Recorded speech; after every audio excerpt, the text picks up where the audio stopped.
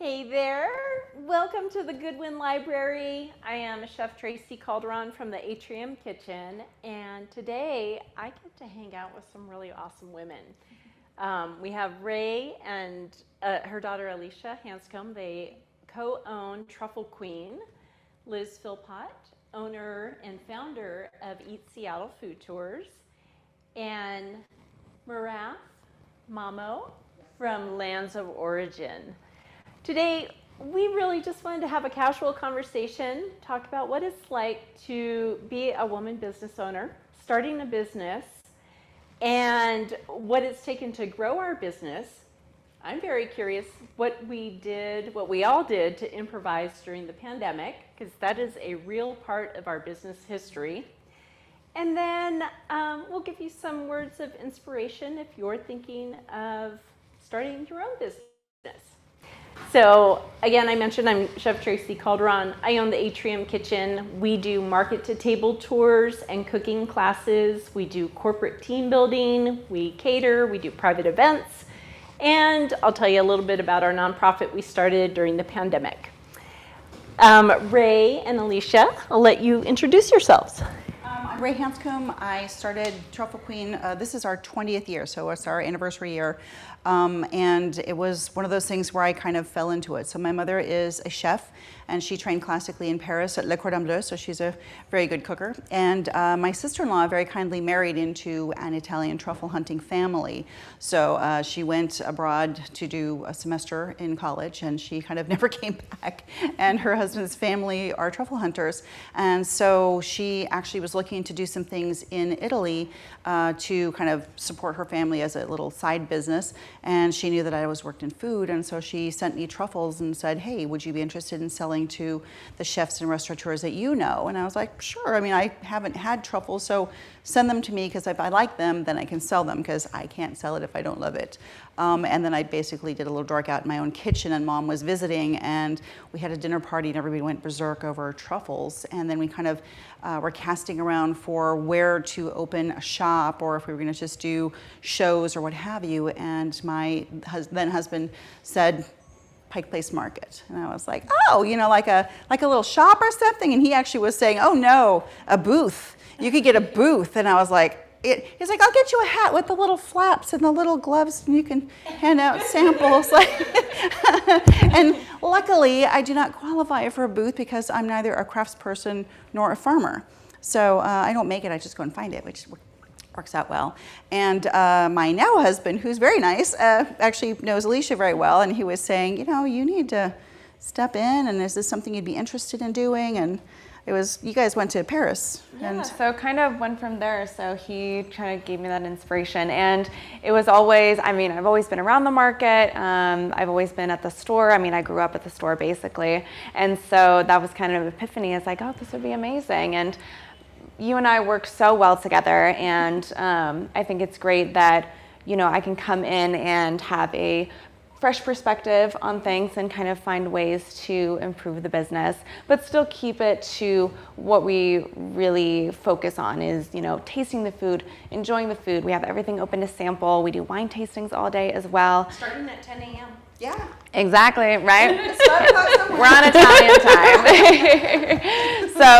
So it's just, we kind of bring that community feel of the Pike Place Market into our store as well, and just enjoy food there. And the approachability, because we don't want people to be like, oh, it has to be gourmet before I can even use it. We're like, no, put on mac and cheese. I mean, have fun with it. And you guys, or you ladies, are a perfect example of a Pike Place Market generational business, which is so beautiful. I don't know if we have other female-owned businesses here in the market that has gone from generation. Oh, yeah. Omar, that's right. yes. Yeah. Omar, Yeah. yes. And I mean, working with family in general too, it can be very hit or miss. So you lucked out on the mark. Oh, definitely fortunate that we work great Definitely together. So It's great. And Liz, why don't you tell us how you started here in the market? Liz Philpot, Eat Seattle Tours, yeah, way back in 2015. So we do food tours of Pike Place Market and South Lake Union.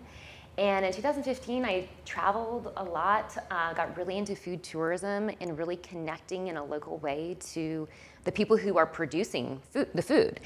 And when I came back to Seattle, I did some of the experiences, and I thought, well, I would love to do something more professional because I have my degree from Le Cordon Bleu as well in Paris, the same school that Rei's mother went to. And thought, what if we took people from the culinary kitchens to tell the story of our food? And, we're easily inspired by your stories, the stories of the businesses, the small business, owner-operated, sometimes local food that's used. It's incredible. It's easy to create those stories when it's so sincere and wonderful. So, yeah, that is a little bit about how we got started. I love it. And they're Yes. all chef-led too. We are, yes. Thank you, Rei. Chef-led tours, and you have amazing staff. Absolutely. It's all about a good amazing. team, yeah, for Yes. sure. Teamwork makes the dream work. Meeraf, tell us a little bit about you. Yes, so we have been in business since 2018, but we were on a different route. We were making Ethiopian food. I'm from Africa originally. I moved here about 13 years ago.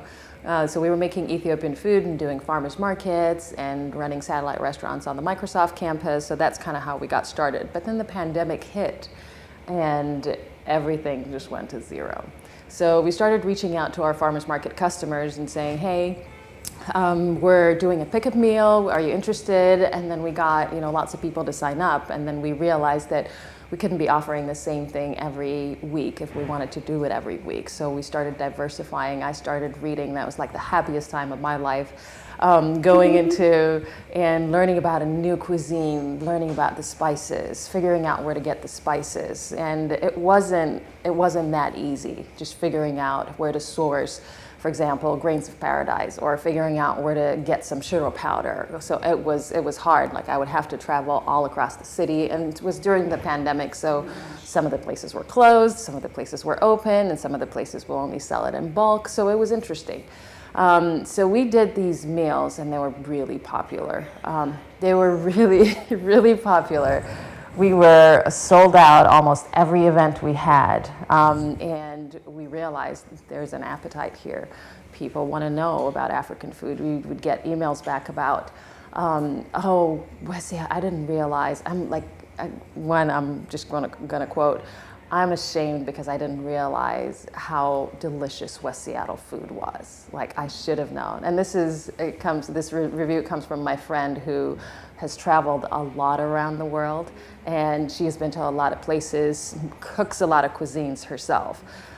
So I thought that was, an amazing moment to just hear that from somebody who's an accomplished cook and who also travels and who's also interested in other cuisines. So we went, we did that. We explored different regions of Africa, and we shared recipes freely at that time. When somebody would ask, hey, I need to learn how to make that chale sauce, we would say, yeah, sure. All you have to do is just add a little bit of this, a little dash of that, and they would go, the next question, the next follow-up email is, where the heck do I get all that? I can't find it at Met Market.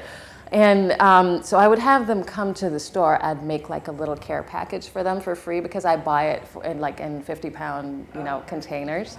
So it made sense to give out here. You can have a little bit of grains of paradise, and you can have this, or you can have some peri-peri chilies, bird's eye chilies. So we started doing that, and my husband thought, why don't we start a kit? Learn how to cook kit. We need to learn how to cook kits. So we started with Ethiopia because I am from Ethiopia, and I'm an Ethiopian chef, and I have been teaching a couple of cooking classes around Seattle. So we made a kit, and then we pitched it to Pike Place Market, and said, would you allow us to have a space here? And it was kind of during the pandemic, and there was not a whole lot of activity going on at that time. Yeah, and they said, well, maybe, but we're, hardly ever in the office, and so check back in, what felt like a million years. So here we are. Right now we're running an African bakery / specialty store, which we're still developing and fine-tuning the concept for. It's like, every day we're just trying to make it better, trying to reach as many regions of Africa as possible, trying to be better at our craft, and It's been a journey. First down for me, so I go get my lunch. So good. Yeah, we have the best flavors. Yes. That's a great segue into the pandemic. So you had to pivot. I swore I'd never say that word again. So over pivoting. Yes, I think we all do. Liz, how did you adapt during the pandemic? What was that like for your business? It was so difficult. We had to put a hard pause because legally we couldn't operate. So we had to figure out how to bring in revenue when we literally couldn't do what we do. I did a lot of catering in home and events just to try to like cover bills. And then when we were able to legally do some things in small groups, which was so hard to navigate the laws, right? We didn't know what we were allowed to do and if people were open and all of that. So we had a guide who would take maybe like a couple people and it was just like break even if that, just to make sure we were here supporting the businesses in its hard time, because that's what this is what we sign up for, you know? So and then 2021, came around, and once we were able to operate, we were able to get back into tours again. So that was really nice. And we'll circle back to this, but you started something new that I'm super excited about too. Yeah. In another part of the city. Rei, how did Truffle Queen adapt during the pandemic? It was crazy. We were fortunate. We have an actual physical space. And my husband's best friend is a high-end Finnish carpenter, and so we were able to take advantage of, we were just going to change out some light fixtures to some fans because it gets hot in the summertime. And he kind of looks around and he's like, well, if you want me to do some other stuff, everybody's kicked me out of their houses, so I got some time on my hands. And I'm like, really? So we got to remodel, and he gave us very, nice terms because best friend and everything.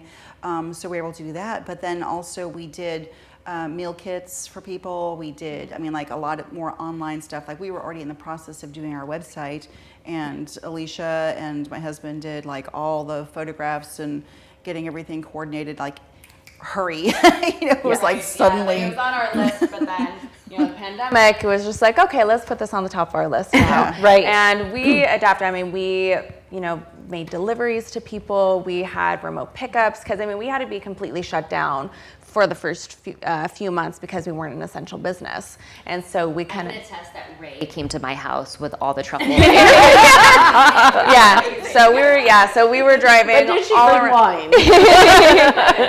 Right. So we were driving all around Seattle. We even did. We have wine events in store once a month, and so we did virtual wine events. So people would either come pick up the wines, at a safe distance, of course, with the food pairings, or we'd make deliveries or ship. And so that was a great way to maintain connections with our customers and just have a little bit of fun too. Because since we didn't have all the fun things that the city offers during that time, this was a really nice option for us to have that socialization, safely, of course, and just kind of enjoy ourselves and enjoy some good food. We had some customers that were nurses, and they were in the thick of it. So we donated the baskets for them to be able to participate. So it was a little crew of nurses, their pod, basically, and we're just like, y'all, this is great. So we just felt like, we're doing what we can. So during those first few months of the pandemic, I know personally for myself and Atrium Kitchen, I had worked really hard to build the business up to the point that it was at. And I had started a free community lunch in February 2017. I think we had our highest attendance in December 2019. We had over 300 people come to our free lunch. And I felt like, yes, I've built community, I'm feeding community, I'm super happy. And then March 2020, and I watched 100% of my business disappear. And I took about a week to feel sorry for myself, honestly. Okay, this will be over in a week or two, right? No. So I adapted. Folks that had been coming to our free lunch were reaching out to me. They were asking if I knew where they could get food. Most of them were seniors. And I realized there's a need, and I know how to cook food. So I put the word out. Truffle Queen, amazing donations all along the way. So much goodness coming our way. Restaurants that also helped because Yes. I know when Kevin Davis closed, he donated some stuff to you. And I had Lowell's here, Pike Brewing, Hard Rock Cafe, although I think I'm not supposed to say that. The pub across the street. These chefs were inviting me into their walk-ins, saying, go shopping because we're sitting on perishable food. And I rounded up volunteers. I think there were 5 of us at the very beginning, and we started serving free meals. That's how I adapted. And then we started meal kits, which we use Truffle Queen products in. I partnered up with Pike Place Fish to ship these meal kits nationwide. I started branding or making a barbecue sauce using Farmer Ross from Urban Farm, using his Scotch bonnets and habaneros. It's very spicy. So I had to be in motion. I continue to find ways to feed people. yeah. And I think the theme with all of us is that we are in the food business in one faction of it. For sure. So And for those who are not familiar with Pike Place, because I'm sure we have a lot of attendees who are familiar with the community here, but there's over 500 residents who live here. Right. So we're all here still, right, in 2020. So I think we were all thinking of ways we could get creative to support our incredible community. It's very unique. and to keep them fed. Yeah. And the nourishment that we were providing was not just in the food. It was through connecting with them, getting to see these seniors once a week. I'd drop the bags, I'd back away, they would come get their bags. Everybody masked up, but just being able to lay eyes on them and know, okay, you're doing good, you're still here. And that's probably been the hardest part over the last, 3 years, is seeing some of our seniors pass on. But to know that we were able to nourish them and support them through a really hard time. Mm-hmm. So, okay, we've all survived the pandemic because we are enterprising women. What's next? What's next for Lands of Origin? That's all we talked about. Well, that's right. I was not going to go first.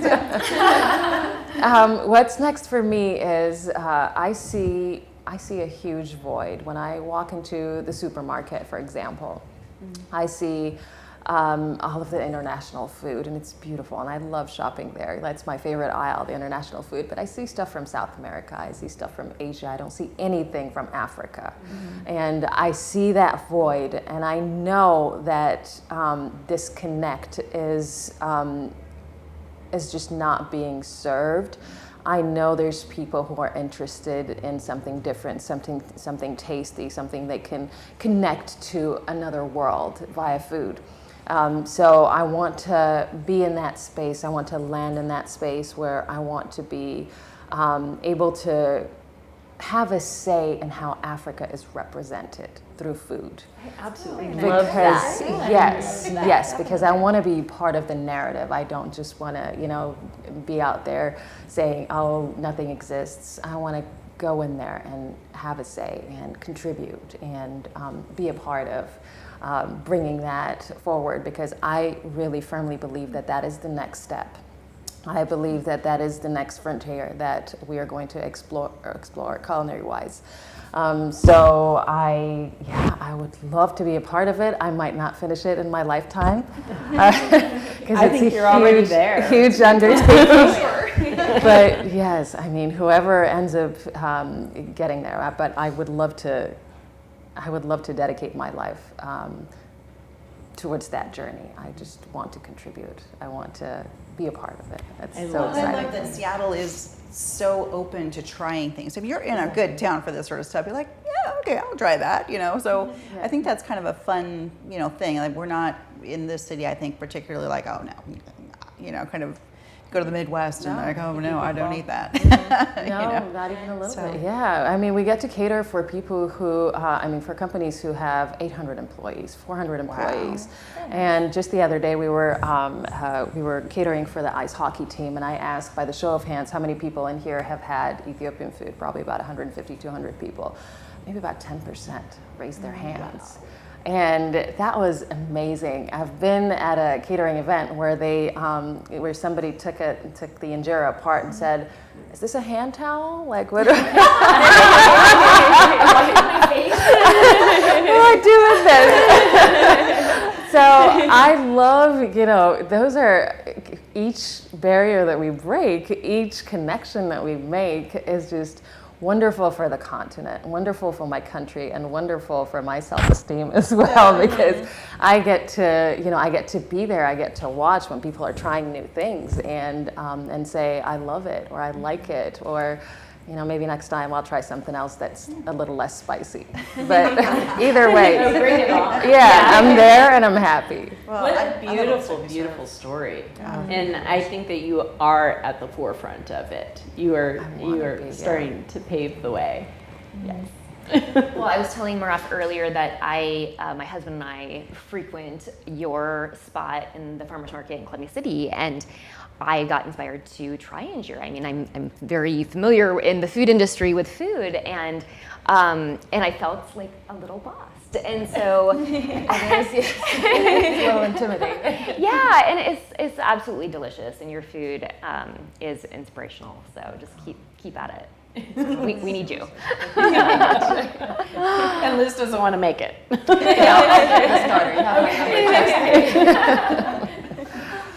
So Liz, what is next for Eat Seattle? Yeah. Well, in 2021, towards the end, I'll start there. We were looking at ways we could support other neighborhoods, right? We were looking at neighborhoods that were safe in Seattle.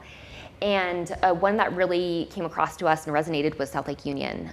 We felt like a lot of those businesses got established, and then because of the pandemic, a lot of employees were working remotely and they were not supported. So we felt like if we could bring locals or tourists alike to tell those stories, they might really feel more comfortable going there. And so we launched that street food tour, which it felt weird being on the offensive when everybody thought everything was falling apart. And that was very uncomfortable for me, not lying. I would definitely like to look at other neighborhoods, but I just want to make sure that it's really supporting what our team wants to do, because we're really decentralized and we listen to each other. And I think with the expansion of Pike Place, it'll be really exciting to have more vendors and green space, et cetera. And with technology, my Chef Eric on our team, he checked in with Chat GPT and was like, okay, do a food tour of Pike Place Market, and they're like, okay, well, in the end at the gum wall with a nice little bit of dessert. And I was like, we're reassured that we're gonna still have a business in a couple years. I think we're still okay. We're still having value add. But I think at some point we'll probably have to adapt to technology and maybe get that into the storytelling and see how that can make our experience more valued. So yeah, it'll be interesting to see. It'll be so fun to have the waterfront connected to Pike Place Market for the first time in 117 years of history. So when is that supposed to open? Oh, don't ask me. 2025. Oh, okay. sure. So, Yeah. Tell me another lie. Rei and Alicia, what's next for Truffle Queen? Yes, I mean, exciting for us. We actually just got our new wine that we made with conveniently here. It's called Tutti Vincono. So we have worked with a co-op in Italy, in Tuscany, and they made this special blend for us, as well as a white wine too. And Rei can talk about the name for it. Tutti Vincono means everyone wins, and that's how I always want all of my business ventures to be, because it's, I don't believe in, I win and y'all can suck it. I want real talk with Rei. I want everyone to be successful. So if I'm taking advantage, I don't find that to be how I want to live life or do my business. So I want everyone to do better in however I can help. And I'm always like, I see things for when you guys open, and I was like, oh, here, have these toe warmers, and and just different ways. And one of the things I like about the Tutti Vincono is that it's from a cooperative wine establishment in Italy that is literally many families in the region, and they're teaching them modern techniques, but also harkening back to the old ways of making wine that are successful, and they're just wanting to be more professional and have a consistency of quality. And also delivery times, because Italian time's a thing, and that will affect quality. If you just wander over with your grapes after they've been sitting for a couple of days, the quality of the grape decreases, and therefore the wine goes. So they are, in doing this, they're creating more of a market, or more of a space for younger generation and more key women, which I think is really cool, because women winemakers. And it's been a thing where in the past we had heard, from some women winemakers that we already knew, that when they were trying to get into it, they were told over and over again that men make wine, women make babies. And so they were kind of like, and they ended up taking over their father's estate and winning more awards in just a couple of years than he had won in his lifetime. And it was like, Yeah. So, like, you know what, hold the baby, watch this. yeah, Right. exactly.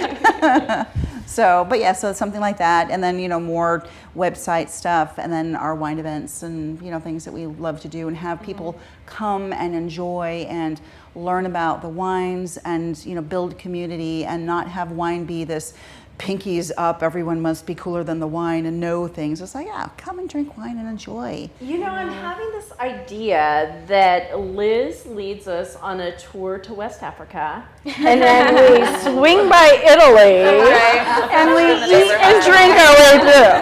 And I'll just be there to judge, drink, eat. Yes, exactly. I'm in. Sounds wonderful. I love it. Yes. Next, For How about for you? Yeah. next in my business, I am so elated to finally be back, to be back to where I was in 2019 and surpassing it. Oh, nice. It is, people that I see around the market, they're like, how you doing? I'm like, I'm still standing. And, which I think all of us can say. To really, I enjoy feeding people, whether it's through a free community meal or breakfast for 40 Delta airline employees that we did I'm funny, at 5 a.m. this morning. Me, myself, and I. And then, dinner, we do, we have a 600-person event at the end of May that I'm really excited about. So I do a little less of the cater out, because that's really hard work. I'm in shape, but not quite that much. So just really finding, this is a great segue to the next question. I'm really working now that I feel like I can confidently say I saved my business. I made it through a pandemic when I had zero business. I was losing money. And here I am on the other side, because I didn't quit. I just kept going. And now I can focus on life balance. So, Vacation. concept, what a concept, yes. If there's anyone that wants to sponsor our vacation too. Yes, that sounds great. I've been working the last 18 months, primarily since November, on achieving life balance. And Meeraf and I were talking about this before we started this, and it's been very, very challenging to find a balance between working all the time as a way of coping and finding out who I am as a woman, and not an entrepreneur, not a chef, not the woman who will feed anybody. Who am I at the end of the day and at the beginning of the day? And that has been such a beautiful process. It's been hard, but it's getting me that much closer to finding life balance. And life balance is about enjoying a rainy day, enjoying daffodils starting to bloom out here at Pike Place Market, and you should come visit. I think that there's moments that we can overlook so easily because our heads are down and we're just trying to, get the bills paid and meet all of our commitments. And yeah, that's what's next for me. How about for you? So the question is in terms of our work-life balance. All right. Well, Or just to recap. take it where you'd like to take it. All right. Let's give Liz more wine. Well, I think at the core, eating healthy and getting enough sleep is essential. Like it is just so important. Because my mind certainly is very obsessed about my business. I have a hard time not thinking about it. Does everyone feel that way? I imagine. Yes. But it can be channeled to make us great. And I think we can also I'm confident that we can all create some space to being able to find a way to relax. Maybe you can teach us about meditation at some point. I am a very amped up person naturally. I have a lot of energy, and so I do find that like working out hard is really great. But being able to trust our team and lose control is the key. I mean, that is not easy, but it is, I think, the only way out. Yes. Hiring people. Yeah, So good people. Good people. You gotta hire good people. Yeah, absolutely. And family though too. I mean, like my husband is, so terrific at, if I get into, the overdrive of like this way, go this way, and he'll just very calmly and nicely just say, there are many roads to Rome. Does he say that? He does. Yeah. All goes back to Italy. And it just means like, I got this, I know how to do this too. And some might be a little bit different, but and it's the same thing for the staff as well. Sometimes they'll be like, oh, Rei's way, you gotta do it Rei's way. And I was like, let's back off on that a little bit. Y'all do it, make it happen, because I don't need to think about every little thing and all of that. And I was a little bit, chagrined to hear them that there was a thing. They called it Rei's way. And I was like, oh my God, it's called Rei's way. I will have my staff occasionally. They're like, well, that's what Chef said. I'm like, oh, me? That's what I said? Oh, okay. Yes, you're right. Yeah, but coming back to that work-life balance, I mean, it's hard when you're a business owner because there's always stuff on your list. There's always things to do. And like, then you can feel that guilt or feel like, oh, I'm not doing enough. And so you kind of have to like kind of sit with yourself for a moment and see like, okay, like I've done a lot already. I'm allowed to take a break. Like I'm allowed to rest. Wait, what? Yeah, right. I know, which is a crazy concept. Right. And then it's hard too because like, the flip side of the coin with having staff is like, if someone calls out, if someone's sick, all that, then just like, who's going to go in? You. And so, right. So just all those things can just make things so crazy. And especially since most of our businesses are seasonal as well. So we'll have the lulls, but then when it's busy, it's busy. Yeah. And so it's a marathon, like there's sprints and you're just exhausted, but you just kind of have to keep going. And so I feel like we're coming around that corner right now. Right, I know, it's like we're getting close to ramping up. So it's just so you always have to just make sure you're carving time out for yourself. And even if it's just a little bit, just a little extra rest, that's really all you need. Mm-hmm. This will be your first summer here, right? This is going to be my first summer. Oh, I'm so excited for you. Mm-hmm. So tell It'll us, be how fun. are you going to maintain life balance? What's your plan? I was talking to another mom friend of mine because I have small kids and I also am trying to run two businesses, not very well. And right now on my Audible queue. Say that. Yeah. Well, it's like, oh my God. Yeah. So yes, killing you are. it. You are. Let me just say that. You're killing it. Okay, well, you gotta wait to hear this part.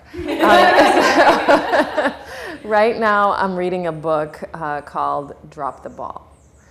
That's my way of, allowing myself to to drop the ball occasionally and not be so critical about my ability to juggle a million balls or spin a million plates, and just have everything be perfect. So I'm giving myself a little bit of grace. That's kind of what I'm working on. I try to meditate, but even that has fallen off the radar. Unfortunately, I used to be so much better at it when I was a stay-at-home mom. This is what I did before I started my business. So that, I had a little bit of time to carve out for myself. That was great. But now balance is a little bit challenging. So the only thing that I am consistent about is getting my 8 hours of sleep. I need actually more than 8 hours of sleep if I could, but I have to get 8 hours of sleep somehow. If I don't, I'm not a nice person to work with. No amount of coffee will work. And I'm just, and I have to rely very heavily on my best friend, Tina, which you guys know, and also my husband, Jonathan. And they help me out a lot, staff this part of the business, which is great. So I'm able to still stay at the kitchen and still manage a staff. So yeah, I'm watching. My husband is saying it's going to be violent. Like the growth is going to be violent this year. Are you ready for that? So I'm just gonna take it one day at a time. There's an African saying, how do you eat an entire elephant? One bite at a time. So nobody eats elephants, by the way. I don't want that out. It's like, but where do you start? Are you nibbling on the tusk? We're like, where do you start? Yeah, I know. Yeah. You mentioned, Drop the Ball was the name of the book? Drop the Ball is the name of the book that I'm reading, and it's amazing. It's also very eye-opening about women just in general. When we're in the workplace, we might have a little bit of extra money to hire maybe a cleaner, for example, or a nanny, but we also are tasked with the responsibility of contacting the nanny, thinking about it, and making sure the wages are paid, making sure everything. So we have a lot of it on our plate when we're mothers, when we're business owners, when we're managing a team. A lot of the responsibility we kind of naturally absorb and take on and assume that this is all our responsibility. So that's been my Bible for the last couple of weeks. I'm a slow reader. It takes a while. Yes. Well, I love that you brought that up. Liz, do you have a favorite book that you're reading now, or a book that's made an impact? I'm reading fiction right now. One that really stuck with me, I don't even remember the title, but it was basically the concept is fail fast, fail forward, right? Just launch into things, make those mistakes, and then look at it and see how you can make it better, and so I think especially as women, we have these voices saying we're not perfect enough to move forward, right? And so that really sticks with me quite a bit. Yeah, the voices that say we're not perfect, they're all in our head. Mm-hmm. Everyone else is looking from the outside like, oh my gosh, you're so amazing, and you're amazing, and you're amazing. Right. We just don't talk to ourselves that way.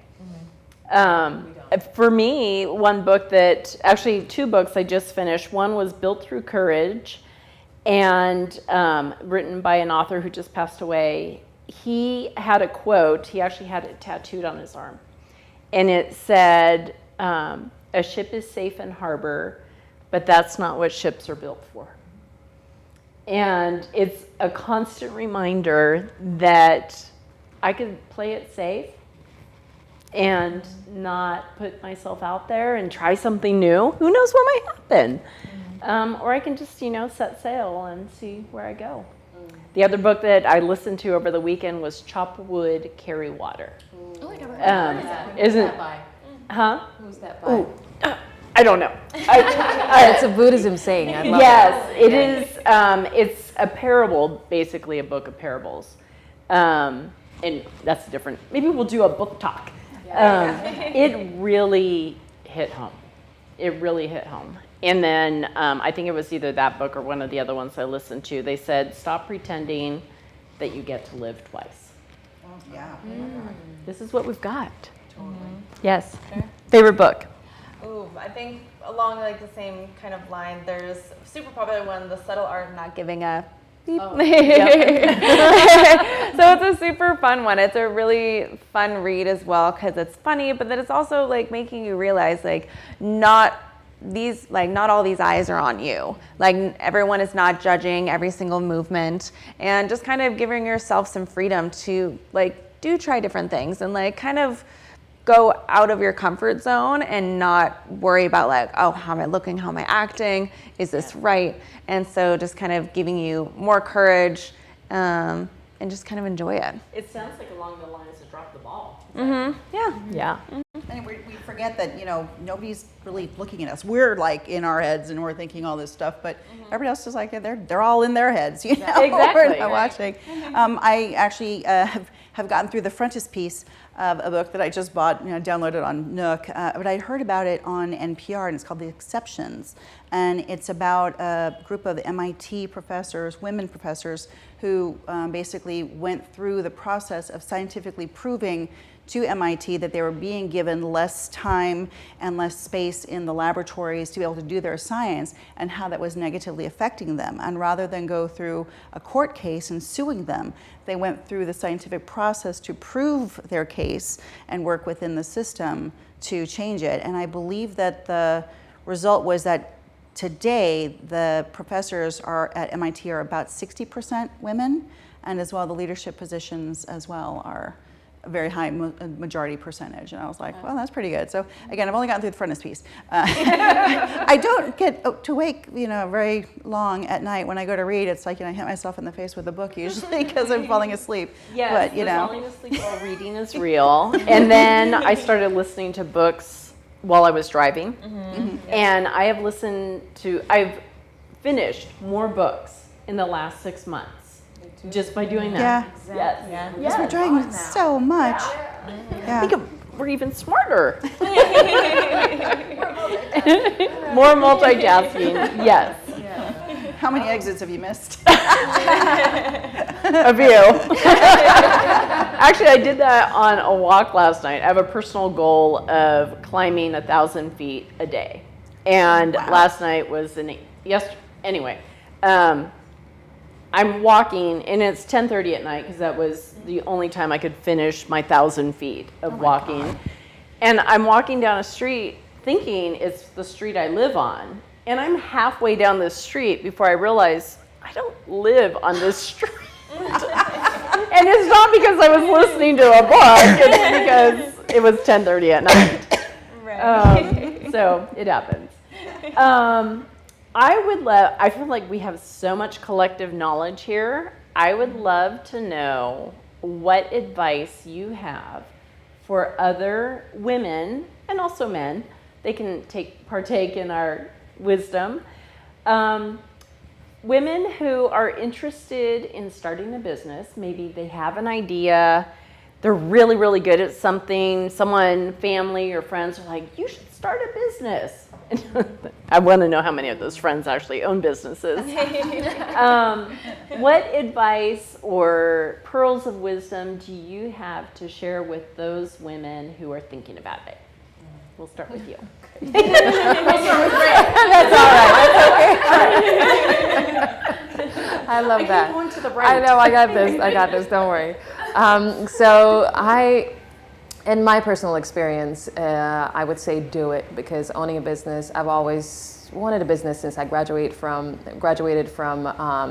my undergrad. I love it. I wouldn't trade it for the world. It's not easy, but it's very gratifying. And I continue to do things past what my thoughts say I'm able to do. And that's a big deal. And having done that over and over and over again, because, every event, I'm having thoughts about, oh, this is going to be it. This is going to be the event that's going to kill me. I'm not going to be able to finish. This is it. But it hasn't happened once, and I continue to give less and less importance to the thoughts about what I can achieve, what I can't achieve. I like to go for it. I don't like regret. I'm okay with failure. I'm, familiarizing myself with failure. It happens over and over, but I get up and do it again. So, and I think it's super gratifying. I wouldn't trade it for the world. So if you get up and go do it again, is it really failure? It's actually success. That's a good point. Because That is a good point. Yeah. That's a good point. Yes. Yeah. That's a good way to look at it. Never thought about it before. Liz. Yeah, really much the same sentiment. I think that just launching into things, and it is so rewarding, the challenges you learn. Now I know how to bookkeep, and there's a lot of things maybe I never thought I would be interested in, but I'm really interested in it all, and just not worrying about being perfect. I know I said that earlier, but sometimes a good teacher repeats things because it's important. And it is. It's give yourself some freedom, and we need that creativity. And there's community, and there are business resources out there for you. You're not alone, and it's a really special endeavor. So I'm happy I made that choice. Excellent. Rei and Alicia. I'm always like, yeah, go for it. I mean, what I didn't know is, that I didn't know. I mean, that was one of the things that, still stuns me. And, one of I think the best pieces of advice I ever got from somebody, because again, my mother's a chef, we know how to cook things and all of that. And I'm just always like, oh my God, but they could make this, and I had someone say, but they won't. So just sell the best option of something that they're not going to make and that they can actually use, and then just everyone gathers together and has fun and make it a fun experience for everyone. So with my vendors, I mean, I can't do corporate. I just can't do like, this is the rule. I mean, rules are meant to be broken, and if it doesn't make any sense, well then why would you stick with that rule? And it's like, I stand 100% behind all of my products. So, if you're not happy with it for whatever reason, well, then I'm going to take it back. But that said, we hardly ever remember how to take a return because it doesn't happen.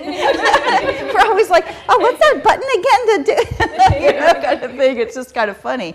But, I get to work with people that I like to work with. And if you're a jerk and you're a producer, I don't have to work with you. Right. I get to go someplace else and work with people that I enjoy working with and that want everyone to win. So that's your advice for future business owners. 100%. To enjoy who you work with. Don't put up with any crap. I mean, honestly, it's because anybody that you have to chase for, getting your business, like I've had producers or importers where I'm like, I have to beg them for information or whatever, and then they finally grudgingly give it to you. It's a nightmare to work with them. They're not worth catching. And that applies to every part of life, honestly. If you've got to chase somebody down, they're not worth catching. So, truly. So it's just so much easier to just take people as they present themselves, and they're not better than you. I mean, we always feel like, oh, they're more professional, or, oh, I'm just a little business owner, what do I know? And they're a big corporation. No. The more I learn about corporate, the more I'm like, oh my God, how is this even a business still? It's just amazing to me. And I work with much smarter people on a day-to-day basis. So, Yeah, and I think with just starting your own business, like truly find something that you are fully passionate about, because like it's not going to be sunshine and rainbows every single day. And so through like the tough times and like the stress and everything, you still want to have something that you truly believe in and something that you're going to fight tooth and nail for. So just having that passion behind it is really helpful. And then also, if you're not passionate about it, people can sniff it out from a mile away. Right. And so you just have to be authentic with whatever business you have, what other product you have. And if you have that just passion, it'll resonate with customers. Yes. Mm-hmm. I have no poker face. I can't lie. If I don't love something, I can't sell it. They're like, oh, you're going to use it every day. God, no.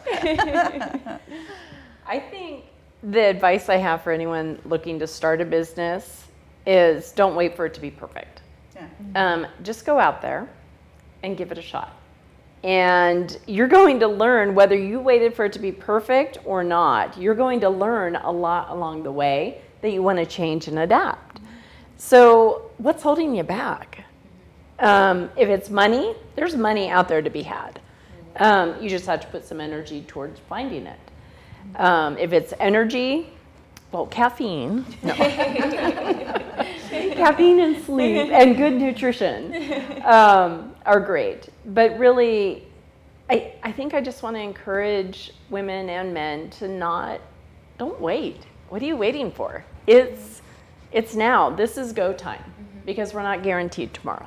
And you can do it. I mean, that's Yes. the thing. I think we are so used to thinking that the reason that someone is successful, that somebody's in business, is that they're exceptional. They're just like, they're No, so they just amazing. went and It's tried like they it. just did it. Yeah. You Yes. know, and I think that talking about it is important because I think a lot of people just assume because we don't necessarily, we're all like the little swans, you know, and then our feet are going crazy. I mean, that's, What a great you know, visual.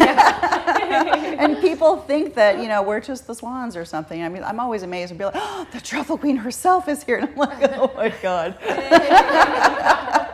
You know? I totally get it. Like if you saw me 2 hours ago, it did not look like this. Yeah, we have lipstick and our hair's brushed and everything. I you know. So. And also having a partner is amazing, for me at least. My husband is just incredible. And there's been times where I'm like, you know, I don't think I can do this anymore. And when I'm really down and I don't know what to do.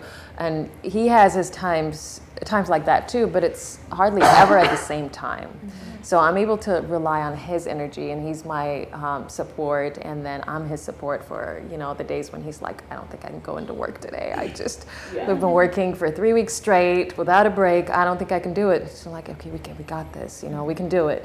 So I think having a partner is just amazing, like a partner that you love, a partner that you work well with is super helpful. Is that I the same? think having, whether it's a life partner or business partner, or sometimes they're the Exactly. both. Yeah. I haven't Business had partner is what it I is. haven't had the luxury of that for 13 years, and I now know at this juncture I can do it on my own. Do I want to do it on my own? No. So I think that we all have it in us. It's already there. And having a partner and someone lift you, having even friends, you know, or coworkers who just, lift you. You calm you down, balance you, Yes. Yes. That is beautiful. So beautiful. give you a glass of wine. Yes. Speaking of wine. You can offer anyone else. Well, I don't know if there's anything else that any of you would like to add before we sign off on our first ever Women Business Owners Fireside Chat with our buyer. Right. Well, support small businesses, support women-owned businesses. Come to the Pike Place Market. Come say hi to all of us. We'd love to meet you, talk about the Fireside Chat too. So stop by anytime. Take a tour, try new food. Right. Exactly. Take a tour and then come cook food with me. After Such we a fun go experience. after we go shopping at Ray's, we get bites at your place. Oh my God. Yes. This has been so much fun. Thank you for Yeah, putting thank this you. together. for having Well, us. you know what? Full transparency, this was an idea 6 days ago. This is how you can make things happen. And yes, there are people on the other side of all this technology. It did not happen without them. So thank you, Live Oak Audio. Yeah. You guys were fantastic. I hope that you all have a fantastic rest of your week. If you're around for this weekend, come on down to Pike Place Market. Come enjoy your city and come say hi to all of us. Have a fantastic day, and when you get a chance, make it a market day.